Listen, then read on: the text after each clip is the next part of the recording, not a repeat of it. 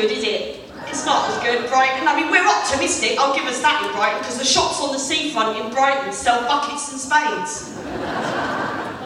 It's a pebble beach. No one knows what the fuck they're for, they don't. So well done for coming out on a Saturday night, watching some live comedy, and you're all dressed up, and the lads are all in their suits and their shiny shoes, and I'm sorry about this. I'd like to say it's because I've been in a car all day, or that it's not, I'm just old and knackered and I can't be arsed. You can dress me head to toe in Chanel, I'm still going to look like I've run naked through Matalan covered in glue. 42, for fuck's sake, life's too short, innit? It's too short. I'm just not one of those people I was watching this documentary, right, on Netflix, and loads of good documentaries on Netflix, but there's this, I'll save you from this one, because I thought it was going to be brilliant, because it was called Hairy Women. Do you know what it's about? It's about one woman who just didn't remove any body hair for 11 weeks. That doesn't warrant a documentary, does it? That's winter.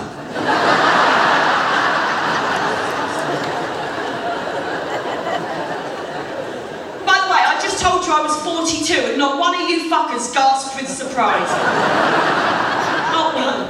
I'm 42, I'm still the young one on this bill. That's quite good, isn't it? That's what I love being in my 40s. Honestly, if you haven't got there yet, don't worry about it. Turning 40 is brilliant, isn't it? Much easier than turning 30, because when you turn 30, you've still got the weight of expectation and hope on your shoulders. You know, you're like, I'm only 30, I could still make it. I could. You get to 40, it's like you haven't made it, you're not gonna, don't worry about it. If I die tomorrow, literally no one's gonna say, oh, she had her whole life ahead of her. No one. Pressure's off. If someone's having a party and you don't fancy it, if you're in your 40s, they won't even notice you're not there. It's great, it's like having a superpower. People go mad when they hit 40. My friend hit 40, she decided to make a bucket list, you know? A list of all the things she wants to do before she dies.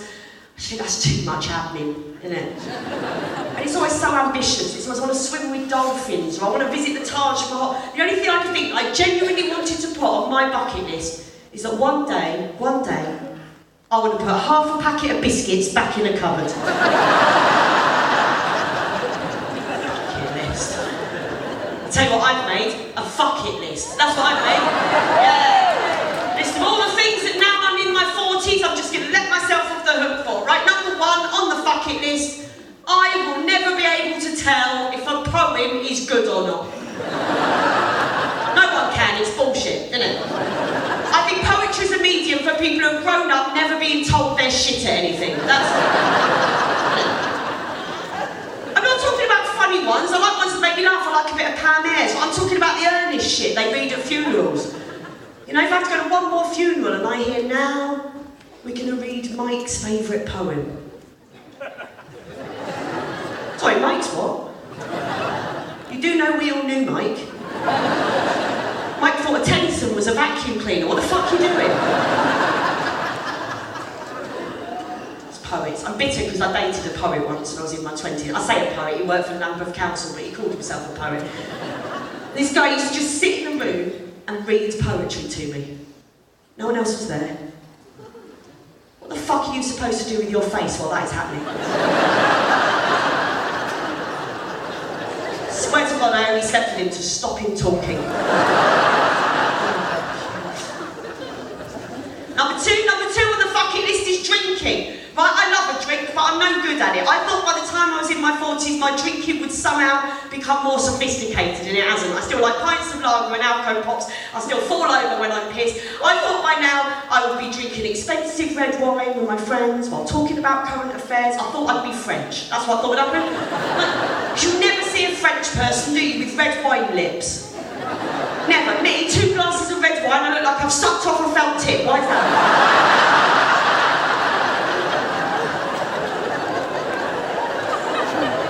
Shit drinking in your 40s. When I get a hangover now, it hurts to wear a bra.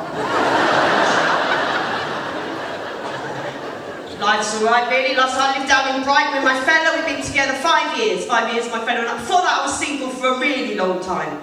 Like an embarrassingly long time. I thought it was terminal. I thought it was going to be one of those women who just dies alone at home and with a cat eating her face. Do you know what I mean? That's what I thought. I mean, it wouldn't happen because I won't have a cat. I I won't have a cat. If I want shit in my kitchen, I'll do it myself. Some people find it very easy to get into relationships. They bounce from one to the next, and I never found it that. Did you know even Oscar Pistorius has managed to get himself a new girlfriend? That's not fair. She must be shitting herself. Largely because it's safer than using the bathroom.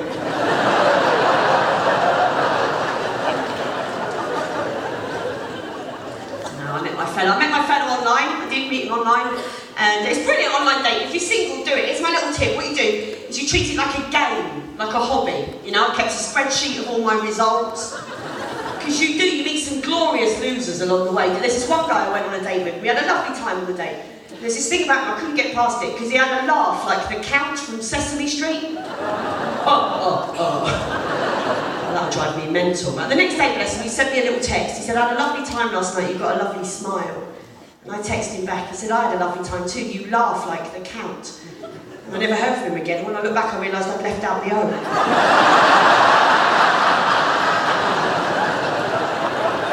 Never learn, eh? Never learn. There was another guy, I went on 2 dates with this guy, but the dates went really well. I thought he could have been the one. Could have been so much. I invited him round to my house for dinner. And he came round, and we went to bed together because I'm a slag.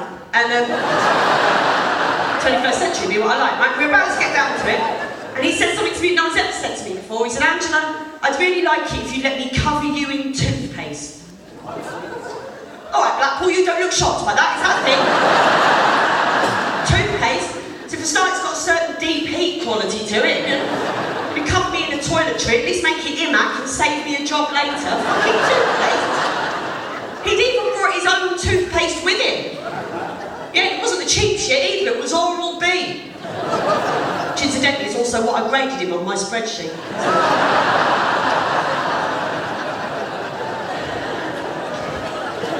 I've got a good man. My friend, his name's Matt, and he's very good looking. Like proper, out of my league good looking. I'll tell you how I know for a fact he's out of my league good looking. That's because every time I've introduced him to a friend for the first time, the minute he leaves the room, they'll look at me and go, how the fuck did you do that? Charming, isn't it? What his friends say to him? Are you alright?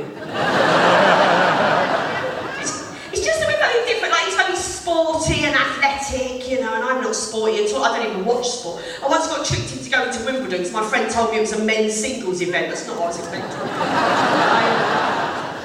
We are just very different. He's also very middle class and I'm a working class girl, you know. And this is how you know I'm a working class girl. It's a little test you can do on anyone that you think might be working class. What you do is you compliment them on something they're wearing, and if they're working class, they'll respond every time instantly with the price and where they got it. That's how you know. That's a nice top Angela, tenner, Georgia Asda. That's how you know. Posh people aren't doing that, are they? I recently had to do the after dinner at the Duke of Edinburgh's Polo Club, in what can only be described as a spectacular piece of misbooking. I can only imagine that at the same time Sir Stephen Redgrave was getting booed off stage at the Funny Bucket in Croydon. I have no idea. It was black tie, black tie, but I didn't know what that meant. And I looked at the invite, said I had to wear a hat or a substantial fascinator. Do I need to go to Ann Summers? What's that? I don't know. I bought a new dress for it, right? When I bought a brand new dress, 70 quid, Debenhams. Which to this day is the most I've ever spent on a frock, right? And I put it on and I was feeling alright until I got to the Polo Club. And of course, at a Polo Club, 70 quid Debenhams isn't going to cut it, right? And they're all these beautiful women in these beautiful gowns, and they're all asking each other the same question. And it's a question I'd never heard before in this context. They're all asking each other, who are you wearing? Who am I wearing? Is this a bukkake party? What? If you didn't get that, for fuck's sake, don't Google it when you get it. I did the gig, it went what can only be described as fine, and I just wanted to leave, really, you know, and as I was leaving, this woman, she stopped me in the doorway. She was from the Polo Club, and she was the poshest woman I've ever met in real life, you know, one of those women, looks like it caused her physical pain to speak. That's how posh she was. And she said, Angela, she said, I knew when I saw you arrive, I knew you must be the entertainment. She said, I knew you couldn't be married to a polo player, not with that hair. I said, that's funny, look, I knew you were married to a polo player because you look like a fucking horse. So,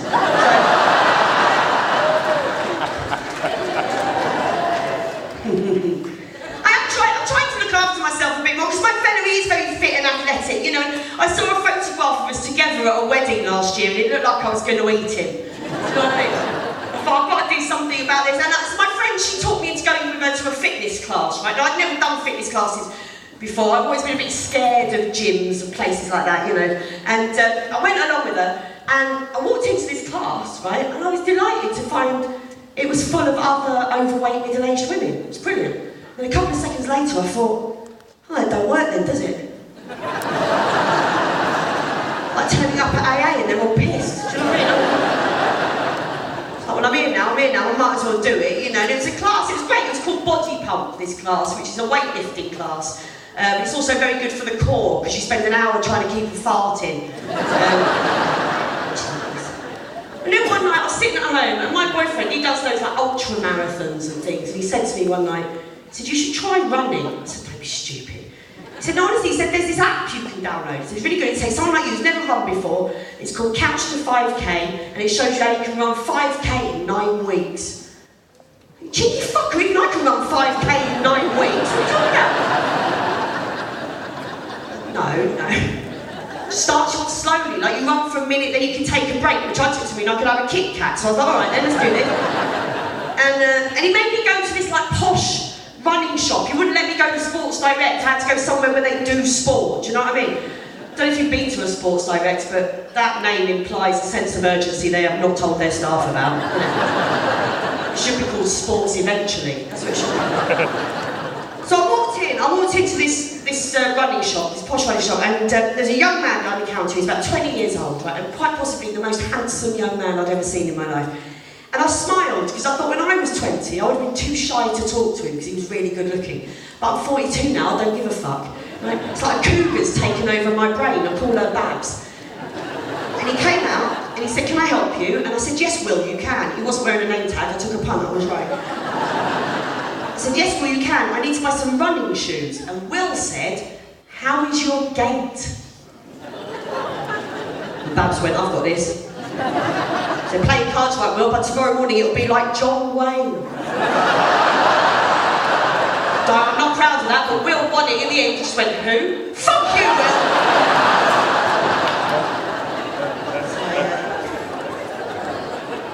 I got my running shoes and I did it. I finished the Couch to 5K and I really recommend it. If you want to start running, if you've never done it before, if I can do it, anyone can do it. Alright, it's great. You can download on the app, you can download celebrity voices to be your coach, which is great. But one of them is Sarah Millican, right? She's my mate, so I thought, oh, that'd be nice. But I had to change it because I kept calling her a cunt. I changed it to Piers Morgan, that solved that problem. Go a lot quicker when you think that prick's behind you, let me tell you.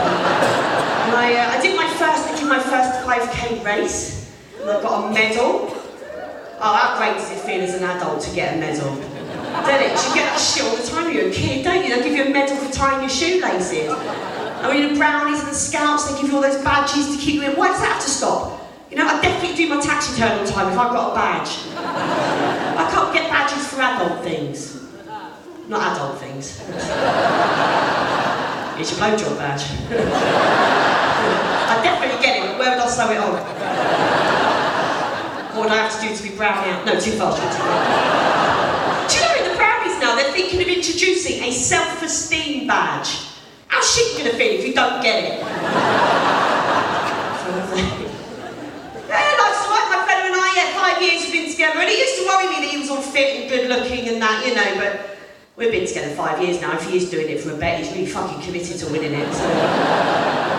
We want the same things out of life. We decided we don't want kids. Now people think when you say you don't want kids, it's because you hate kids. I don't hate kids, I just don't trust me to keep one alive. Different thing. Different thing. Loads of my friends have kids. I love my friends' kids. I do. I take them out, I spoil them, I treat them, I love them. There's one I hate, but the rest... Awkward, isn't it, when you hate one of your friends' kids? I think my friend knows I hate her kid as well. He's an only child. They live in a block of flats. For his birthday, I bought him a seesaw. His name's Tobias, for fuck's sake. I took him out recently. Right, now some of you will be my age. Like, when we were kids, in the sort of late 70s, early 80s, vouch for me for this, for the younger people in the room, our playgrounds were made of concrete, weren't they? Concrete and scaffold poles. There's none of this bouncy shit on the floor. You fell off concrete onto concrete. That was it, wasn't it? In the 1970s, a kid's playground was completely indistinguishable from a building site. And the only way you can tell the difference is that on a building site they made you wear protective clothing. No one born after 1987 knows what it's like to have a scab that lasts for 6 years. And whatever playground you went to across the country, there'd be at least one bit of equipment with the following rumour. Kid died on that. Now be the one we queued up longest to get on, wouldn't it? Wouldn't it? Do you know what toddlers have got today? Do you know what they've got? Soft play centres. Fucking pussies. If you've never seen a soft play centre, let me describe it to you. It's like a giant sex dungeon in primary colours. That's... I mean, I've said that like I've ever been to a sex dungeon. I haven't. The thought of group sex terrifies me. So what if I don't get picked? Doesn't get any easier either, does it? As kids get older, I've got friends now with teenagers. My friend's got a teenage son, laziest prick I've ever seen in my life. Oh my God, for Christmas she bought him one of those pedometers, you know how many steps you do in a day? She bought him one you wear on your wrist. He's a teenage boy, you're going to get a false reading there, love, aren't you? She must be looking at that every morning. Dave, you see this? You've got to get in the Olympics. I mean, for fuck's sake. Loads of reasons to not have kids. I don't know if you've noticed the world's gone mental, hasn't it? I mean, we're not coming here to forget all about Brexit and all that stuff. I'm not going to bang on. I'm just bored of Brexit now, aren't you? Yeah. Bored of it. I do a lot of topical telly and radio shows. I've had to write jokes about Brexit every fucking week for 3 years. I've had enough. I feel about Brexit now the same as I feel about being flashed at by a stranger. I no longer care if it's hard or soft. I just want it to fuck off.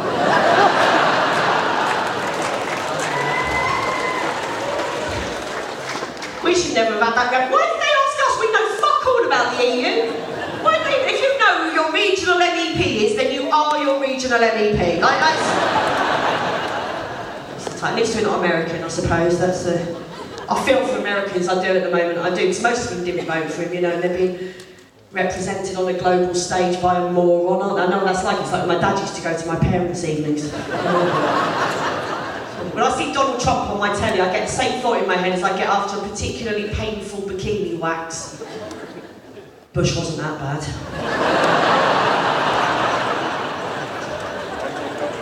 I did that joke recently. There were two 16-year-olds in the front row. I had to explain Bush on both counts. You know how that made me feel? I don't know. I think nostalgia's got us into it. Make America great again, Donald Trump said. Well, is it great? You know, it depends who you ask, doesn't it? To him, it's the 1980s, but I don't remember the 80s being great. For a start, we were in the middle of the Cold War, weren't we? And we're going straight back there. Look, do you remember what happened in Salisbury last year? When I first had those two people that collapsed outside a shopping centre in Salisbury, my first thought was, well, they must have been to Lush. Novichok, wasn't it? When I first heard that, I thought it was an Audi version of a Cornetto, but no. These two Russian agents came over here, didn't they? Carrying the deadly nerve agent in two separate containers. It's only deadly when it's combined, like a sort of weaponised Muller fruit corner. I mean, the world's gone fucking mental. I don't want to go back to the 80s, I remember them. Do you remember what we were in the 80s? Do you remember we were bored shitless? We've forgotten what being bored feels like, haven't we? Kids today will never know. Well, my friend said to me the other day, she said, my little boy gets bored waiting for an app to load. Oh, do fuck off. Boredom, is it? Not like Sunday afternoon in the 80s boredom. It's raining. You've read every book in the house. I grew up in Maidstone. That's a Mills and Boon and an Argos catalogue. Your mum's watching something black and white on the only telly in the house. She listens to your Walkman for a bit, but the batteries are dying, so Madonna's Like Emerging sounds like Barry White singing it. You can't go buy more batteries, can you? You can't, because all the shops are shut. And I mean all the shops are shut, even the petrol stations are shut. And then when you think your day can't get any more tedious, your dad would go, get in the car, everyone. We're going to go and visit someone. That's what we're doing on a Sunday in the 80s. We would visit people for no reason other than to ruin their day. Do you know what? We never told them we were coming. Could you imagine doing that to someone so they'd be living? We spent every Sunday with people wishing that they'd hoovered and we'd fuck off, didn't we? I'm right, aren't I? The only people who phoned ahead in the 1980s were the IRA. Fact.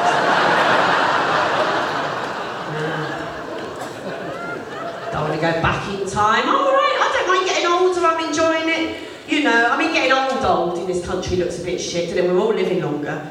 Oh, we're all living. There are so many 100-year-olds in this country now. The Queen's had to get a Moonpig account to keep up. Do you know what I mean? If I reached my 80s 80s, I've got a plan, right? This is what I'm going to do. If I'm making it to my 80s, I'm going to spend every single day doing all the Class A hardcore drugs. I've never had an element, right? I thought that's the time, isn't it? You're 80s, you don't have to get up in the morning, do you? Like, you'll never have trouble finding a vein. I'll tell you something, you might not be able to afford to heat your bungalow, but I bet you can afford to heat a teaspoon, then you won't give a shit how cold you are. No brainer, innit? Don't mind getting older. I wouldn't want to be a teenager now. I wouldn't.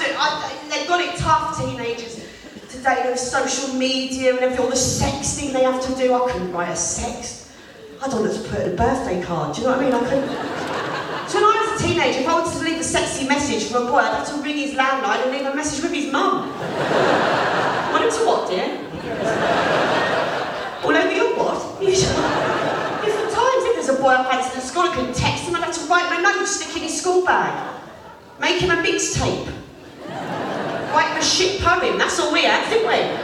I genuinely think a teenage girl today should be more freaked out if you sent her a poem than if you sent her a picture of your knob. Like, freak out more, she'd be with her friends going, I mean, it was like a song, but it wasn't a song. And there was no cock in it. Not even a bollock, no. Different times. Apparently young people today, they're most likely today to have their very first sexual experience online. Do you know that? Via FaceTime or Skype, not even in the same room. You've got one teenager in this house on their phone, the other teenager in this house on their phone. That's how they're having their first sexual experience. And I just think, do you know what? Getting fingers behind a caravan at a fairground is not ideal. But at least I was getting some fresh air.